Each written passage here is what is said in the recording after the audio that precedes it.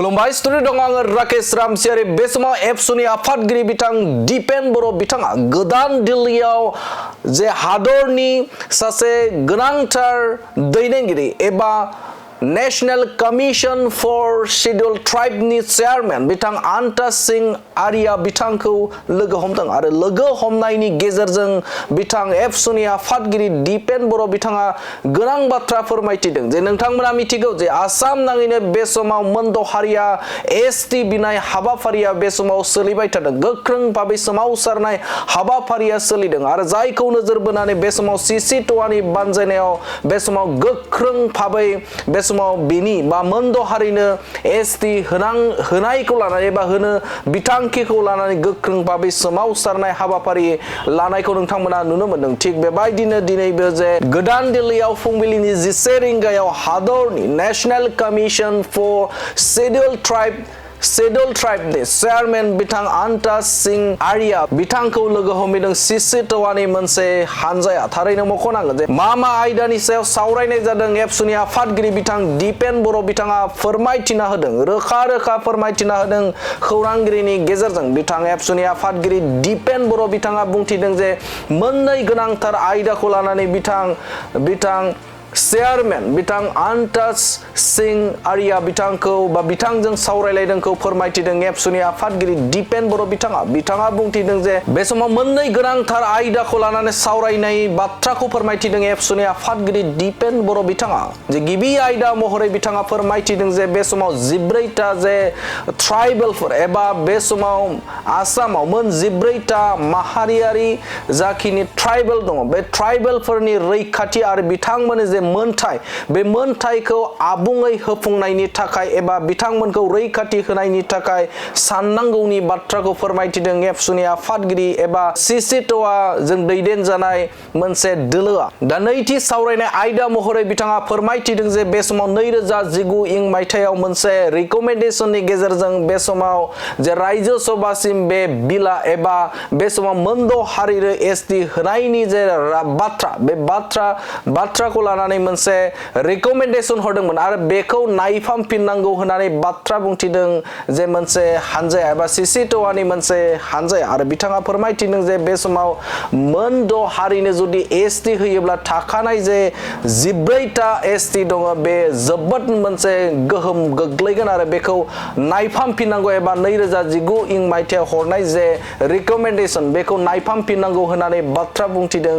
बिथां एबसुनि आफादगिरि दिपेन बर' बिथाङा एबा Cctoaनि मोनसे हानजाया आरो बिथांमोना फोरमायथिबावदों जे बे समाव जे रिभिउ खालामनांगौ होननानै बाथ्राखौ फोरमायथिदों एबसुनि आफादगिरि दिपेन बर' बिथाङा आरो बे आयदाखौनो लानानै चेयारमैन बिथां आन्टा सिंह आर्या बिथाङा फोरमायथिदों जे बे समाव 1.2 कौटि जे सुबुं अनजिमा थानाय मोनद' हारिनो जुदि एसटि होयोब्ला थाखानाय जे एसटि बे एसटिया जोबोदनो गोहोम गोग्लैगोन आरो जायखौ नायफामफिननाय जागोन एबा बे समाव बिथांमोनखौ बा मोनद' हारिनो एसटि होनायनि बाथ्राखौ जों साननाय जागोन आरो बिथांमोनखौ होनायनिफ्राय जानगाराव थागोनखौ फोरमायथिदों बिथां चेयारमैन आन्टा सिंह आर्या बिथाङा थारैनो मोनसे गिदिर खौरां बे समाव आन्टा सिंह आर्या बिथाङा फोरमायथिदों जे बे समाव मोनद' हारिनो एसटि होयोब्ला थाखानाय एसटिया जोबोदनो मोनसे गोहोम गोग्लैगोनखौ नोजोर बोनानै बे समाव मोनद' हारिनो एसटि होनायनिफ्राय जानगाराव थागोनखौ फोरमायथिना होदों होननानै बाथ्रा बुंथिदों एबसुनि आफादगिरि बिथां दिपेन बर' बिथाङा जों दिनै साननि 11:30 बाजियाव coordination committee of tribal organisation of Assam मोन 14 ट्राइबेलनि माहारिनि जानानै आरो Cctoaनि जानानै आदित्य खाख्लारि Cctoaनि चिफ कनभेनर ट्राइबेल संघनि गाहाय नेहाथारि दुलाराय बर' फरायसा आफादनिफ्राय आंजों लोगोसे उमेश दैमारि जोंनि लोगो आफादगिरि आरो आरसुनि राभा स्टुडेन्ट इउनियननि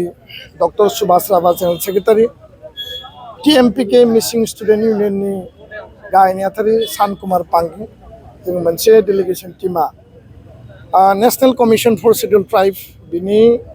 गाहाय मासिगिरि चेयारमैन अंतर कुमार सिंह बिथांखौ जों लोगो हमो बिथाङा गोदानै थिसनजादों बिनि सिगाङाव हर्ष चौहान दंमोन 2022 सनाव जों हर्ष चौहानखौबो जों लोगो हमदोंमोन आरो जों मोननै दाबि लाखिदों जे आथिखालाव आसामाव थानाय मोन 14 ट्राइबेल दङ बे ट्राइबेलफोरनि कन्स्टिटिउसनेल आरो पलिटिकेल राइट्स बिनि सेफगार्ड आरो बिनि जौगानायनि थाखाय खामानि मावनांगौ जोंनि रक्षणाबेक्षणनि थाखाय खामानि मावनांगौ आरो जोङो गासै बिथिङाव थाखानाय ट्राइबेलफोरा जेरैबायदि सुजुग सुबिदा प्रिभिलेज राइट्स एन्ड प्रिभिलेजखौ मोननांगौ बिनि थाखाय NC/STआ खामानि मावनांगौ होननानै जोङो खावलायदों लोगोसेयैनो मोनद' जौगासारनाय आरो गोबां पपुलेसन थानाय जे हारिफोर दङ आसामाव बिथांमोना ST दाबि खालामबाय थादों आरो बेखौ लानानै आसाम सरकारा फैगौ 25 नभेम्बराव